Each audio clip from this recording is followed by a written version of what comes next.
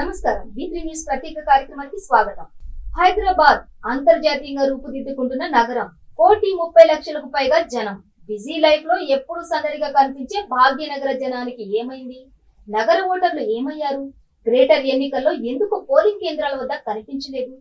ఇప్పుడు రాష్ట్ర వ్యాప్తంగా ఈ ప్రశ్న తలెత్తుతోంది. కట్ చేస్తే రాత్రికి 45.7% పోలింగ్ నమోదైనట్లు అదే అధికారులు ప్రకటించి అందరికీ షాక్ ఇచ్చారు. కొంతవరకు కరోనా వైరస్ భయం కూడా ప్రజల్లో నెలకొని ఉందని, అందుకే పోలింగ్ శాతం తగ్గిందని ఎన్నికల అధికారులు చెబుతున్నారు.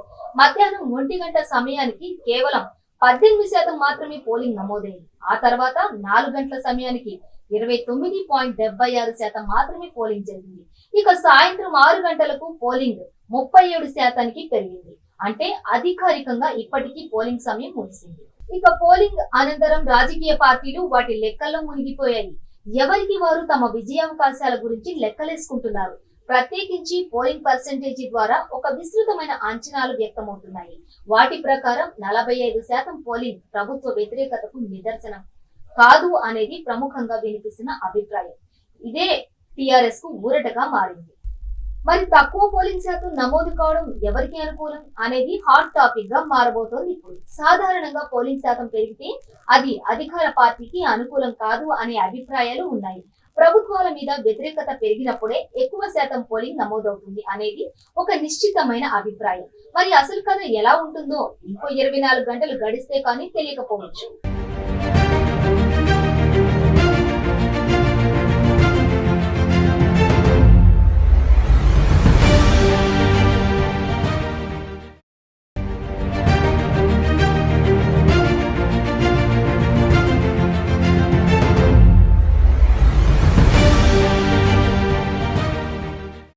గ్రేటర్ ఎన్నికల్లో పోలింగ్ శాతం భారీగా పడిపోయిందంటూ ఓవైపు విశ్లేషణలు పుట్టుకొచ్చాయి. అటు ఎన్నికల కమిషన్ విడుదల చేసిన అంకెలు కూడా అలానే ఉన్నాయి. అదే విషయం సోషల్ మీడియాలో ట్రెండ్ కూడా అయింది. ఓటు హక్కును పొందాలి, తమకు నచ్చిన నాయకులను ఎన్నుకోవాలి అన్న ఆలోచనలకు విరుద్ధంగా గ్రేటర్ హైదరాబాద్ నగర యువత కనిపించారు. గ్రేటర్ ఎన్నికల్లో అంతగా పోలింగ్ సందడి కనిపించలేదు. ఓటు వేసేందుకు యువకులు ముందుకు రాలేదు.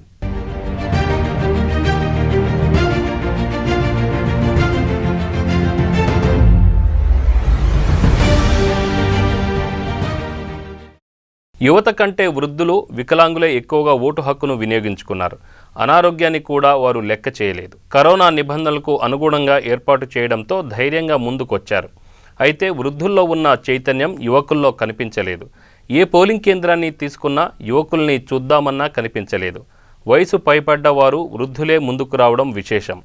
యువకులు మాత్రం ఇంట్లో నుంచి కదలకపోవడం వారిలో ఉన్న నిర్లక్ష్యానికి అద్దం పడుతోంది. సాఫ్ట్వేర్ ఉద్యోగులతో పాటు ప్రైవేట్ ఎంప్లాయీస్ కూడా ఎక్కడా ఓటు వేస్తున్న దాఖలాలు కనిపించలేదు. జీహెచ్ఎంసీ ఎన్నికల్లో టెక్కీలు, యువత ఓటింగ్కు దూరంగా ఉన్నట్టుగా కనిపించింది. సోషల్ మీడియాలో ఎల్లప్పుడూ యాక్టివ్గా ఉండే వీరు ఓటింగ్ వచ్చేసరికి మాత్రం డిస్టెన్స్ పాటించినట్టుగా కనిపిస్తోంది.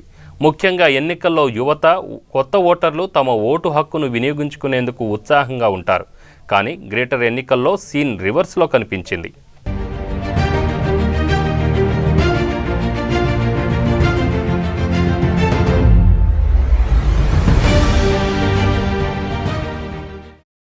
ఏమైనా సమస్యలుంటే నిలదీసే జనం ఆ సమస్యను తీర్చే నేతలను ఎన్నుకునే టైంలో ఎక్కడున్నారు?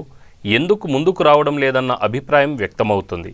వార్డుల సమస్యలపై గళమెత్తే ఓటర్లు కీలక టైంలో ఓ నిర్ణయం తీసుకొని తమకు అండగా ఉండే నేతలను ఎన్నుకోవాల్సింది పోయి ముఖం చాటేయడం చర్చనీయాంశంగా మారింది.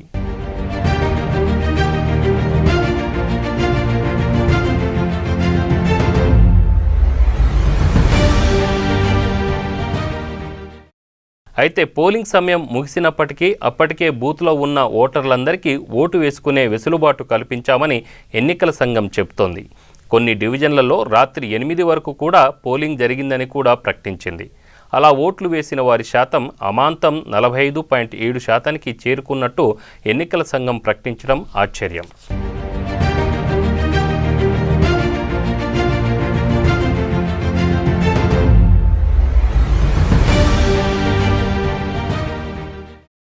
అసలే చలికాలం, పైగా కరోనా భయం.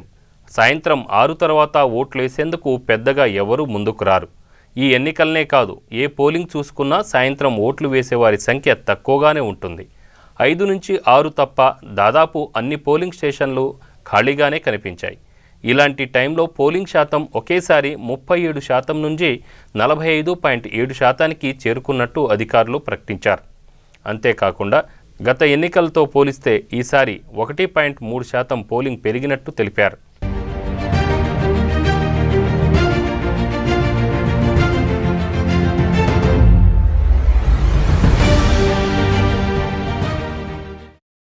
బీజేపీ ప్రచారం హోరెత్తిన తీరుతో భారీ పోలింగ్ నమోదై ఉంటే ఈ పాటికే టీఆర్ఎస్ గుండెల్లో రైళ్లు పరిగెత్తేదేమో. కనీసం 5-6% అధికంగా పోలింగ్ నమోదై ఉన్నా బీజేపీ గాలి గట్టిగా వీచిందనే విశ్లేషణలు ఈ పాటికే వినిపించేవి. అయితే గత పర్యాయంతో పోలిస్తే పోలింగ్ శాతం ఏమాత్రం పెరగలేదు.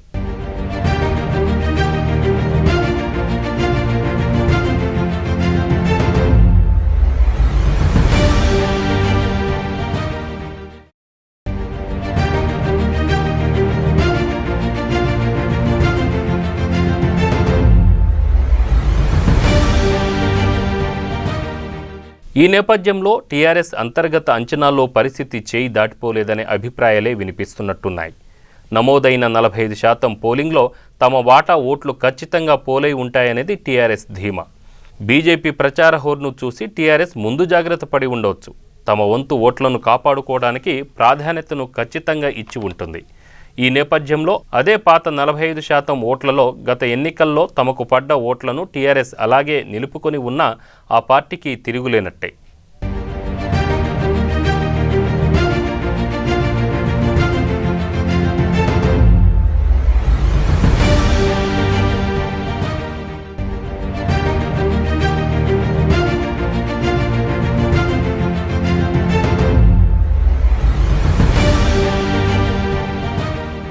అప్పుడు ఎన్ని పార్టీలు పోటీలో ఉన్నాయో ఇప్పుడు అన్ని పార్టీలే పోటీలో ఉన్నాయి.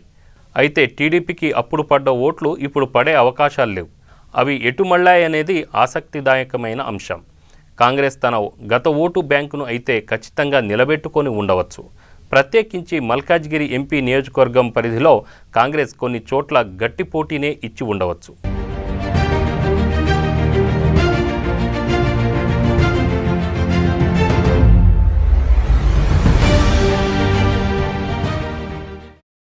గట్టి హిందుత్వవాదాన్ని బీజేపీ వినిపించింది. దుబ్బాక ఫలితం ఉత్సాహాన్నంతా చూపించింది. అన్నింటికీ మించి ఆ పార్టీ మహామహులంతా వచ్చి వీధుల్లో ప్రచారం నిర్వహించారు.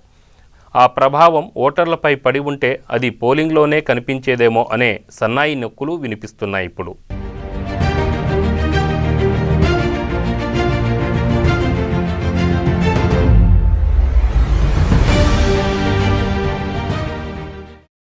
టీఆర్ఎస్కు చెక్ పెట్టాలని గ్రేటర్ ఓటర్ అనుకొని ఉంటే పోలింగ్ పర్సెంటేజ్ ఖచ్చితంగా పెరిగేదని, పోలింగ్ శాతం గతానికన్నా పెద్దగా పెరగకపోవడంతో నేతలకు బుద్ధి చెప్పాలని, అన్నింటికీ మించి ప్రచార హోరులో సాగిన రొచ్చు రాజకీయాన్ని ప్రజలు విసుగు చెంది అసహించుకోవడమే దీనికి కారణం కావచ్చనే అభిప్రాయాలు ప్రముఖంగా వినిపిస్తున్నాయి.